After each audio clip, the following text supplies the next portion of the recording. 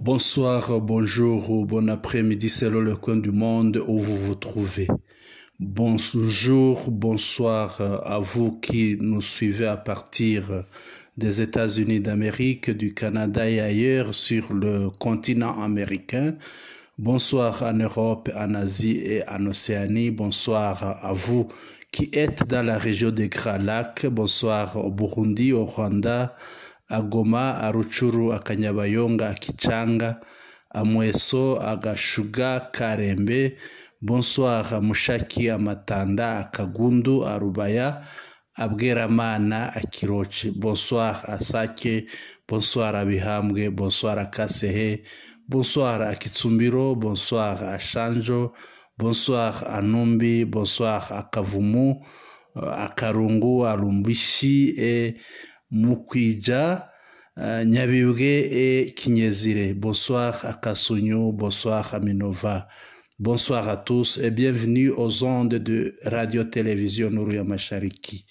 Nous reviendrons sur l'incursion faite à Goma par les FARDC alliés en la nuit du 11 avril 2025 et la situation sécuritaire en province du Nord et Sud Kivu. Goma sous le feu, récit d'une nuit de chaos et de résilience. Dans la nuit du 11 avril 2025, entre 22h et 23h10, la ville de Goma a été secouée par de violents affrontements, plongeant les habitants dans la peur et l'incertitude. Cette attaque, menée conjointement par des éléments des FARDC, Forces armées de la République démocratique du Congo, des miliciens Wazalendo et des terroristes affiliés aux FDLR, a ciblé plusieurs quartiers de la ville de Goma. Les tirs d'abord entendus depuis Lushayou, un point périphérique de la ville, ont rapidement sémé la panique dans les rues habituellement animées de Goma. Un réveil brutal pour les habitants. Tout a commencé par des coups de feu, d'abord lointains, puis de plus en plus rapprochés. Les armes lourdes et légères crépitaient dans l'obscurité, rompant le calme nocturne et forçant les habitants à se terrer dans leurs maisons. Pour beaucoup, cette nuit a ravivé les pires souvenirs des conflits passés. Des familles entières ont passé plus d'une heure allongées sur le sol, loin des fenêtres, espérant que la tempête de balles ne touche pas leur maison. L'attaque, une coalition inattendue. Selon plusieurs sources locales et témoignages, l'attaque aurait été menée avec la complicité tacite, voire active, de certaines autorités de Kinshasa.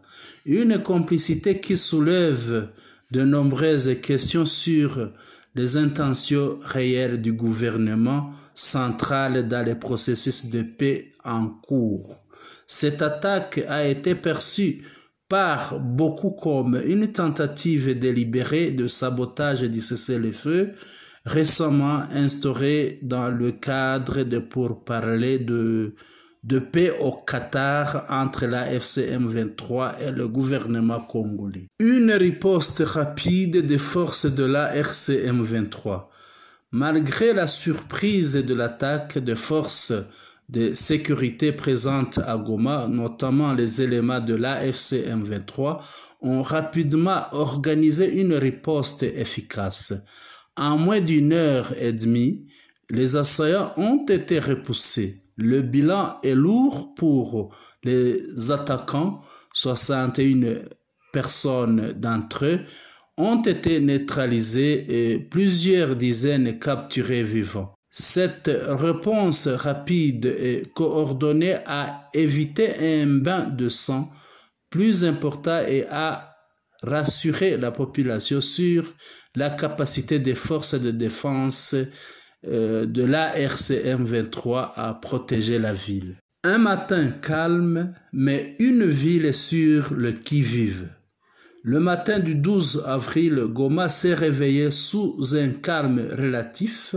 Les activités journalières ont timidement repris, les marchés ont rouvert, les transports en commun ont repris du service et les enfants ont commencé à retourner à l'école, mais derrière ce calme apparent, une tension invisible persistait. Les habitants, bien qu'habitués à l'instabilité, restent méfiants. Les regards se croisent avec prudence, les discussions sont remplies d'interrogations et la peur d'une nouvelle attaque est bien présente.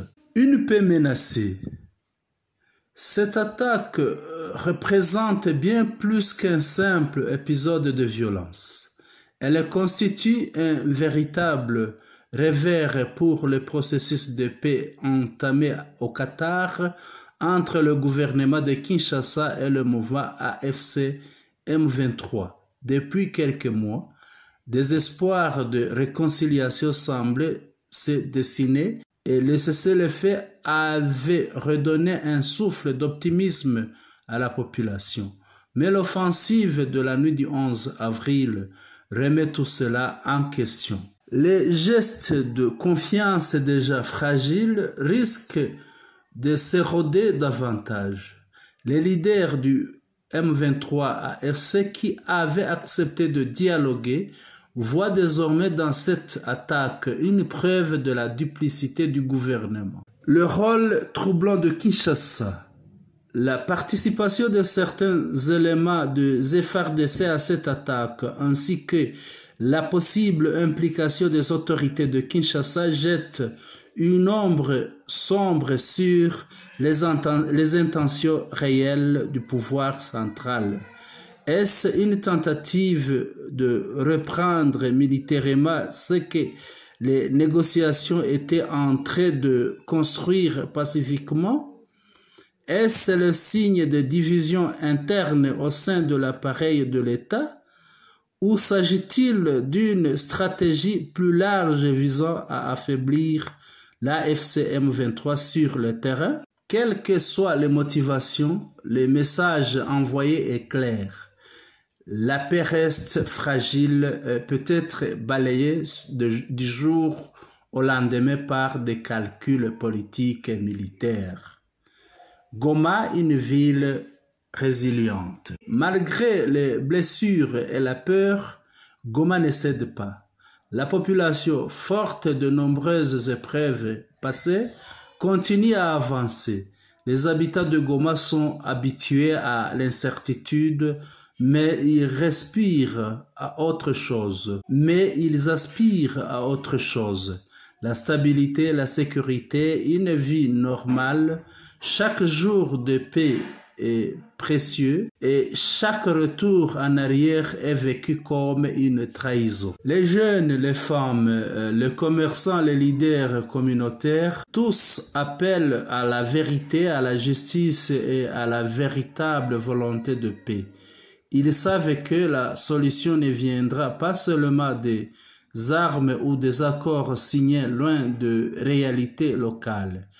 Elle viendra d'une volonté commune, sincère, de construire un avenir où la ville de Goma ne sera plus un champ de bataille, mais un symbole de résilience et d'espoir. L'incursion du 11 avril 2025 à Goma est un rappel brutal que la paix en République démocratique du Congo reste un chantier inachevé. Elle met en lumière le jeu d'ombre de certains acteurs politiques et militaires, mais aussi la détermination d'un peuple à ne pas se laisser entraîner dans le cycle sans fin de la violence. Alors que le monde observe, Goma appelle à la vérité, à la responsabilité et surtout des sources locales rapportent que les attaques survenues à Goma dans la nuit du 11 avril 2025 auraient été orchestrées avec la complicité de certains politiciens influents de Kinshasa. Selon ces informations, des figures politiques originaires du Nord Kivu seraient impliqués, suscitant une grande inquiétude parmi les populations locales. Parmi les noms cités figure Justin Ndayishimiye, originaire de Masisi en Hockey, Julien Paluku, ancien gouverneur du Nord Kivu et actuel ministre, ainsi que les députés Bwanapua et Muhindo Nzangi, tous trois natifs de Lubero. Ces hommes politiques sont décrits comme étant de proches du président Félix Tshisekedi, ce qui soulève de nombreuses interrogations sur les réels enjeux politiques derrière l'insécurité persistante à l'est de la République démocratique du Congo. Selon plusieurs témoins et observateurs, ces attaques n'auraient pas été de simples incidents isolés, mais plutôt des actions calculées visant à maintenir une instabilité chronique dans la région pour en tirer des bénéfices politiques et économiques.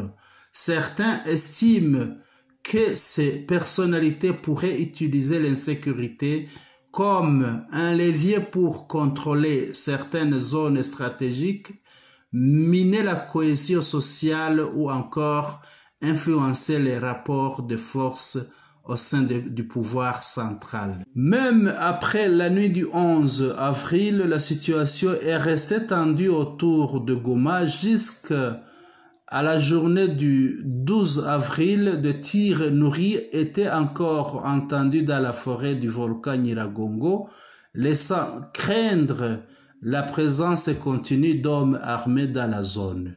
Les habitants terrifiés ont passé la journée dans la peur. Cette atmosphère de guerre a ravivé les traumatismes d'anciens conflits, plongeant la population dans une angoisse constante. La situation sécuritaire reste critique non seulement à Goma, mais aussi dans d'autres régions de l'est du pays. Dans le Grand Nord notamment, le territoire de Lubero, des affrontements intenses opposent des forces de la RCM 23 à d'autres groupes armés liés aux FARDC. La RCM 23 continue de gagner du terrain, reprenant plusieurs villages et consolidant ainsi sa présence dans cette partie du Nord Kivu. Pendant ce temps, au Sud Kivu, des affrontements font également rage. Des violents combats ont été signalés dans des localités telles que Nyangebyuma, Lumanya, Gakamba, Gichura et Kouamabuye, en territoire de Fizi. Là aussi, les forces de la RCM 23, alliées au groupe Twirwaneho, ont mené une offensive majeure contre les Maïmaï Ngomanzito, les délogeant de leur position. Ces affrontements généralisés montrent une montée en puissance inquiétante de la RCM 23 qui semble opérer de manière coordonnée sur plusieurs fronts. Auditeurs et auditrices de Radio-Télévision Nourya Mashariki, nous voici à la fin de notre bulletin d'information. Nous vous remercions pour votre aimable attention. Les nouveaux, n'oubliez pas de presser sur subscribe qui se fait une fois pour toutes. Pressez sur like qui se fait une fois pour toute émission. Partagez aussi notre émission à vos connaissances et faites-nous vos commentaires. Bonne nuit à tous. Vous étiez avec Senam.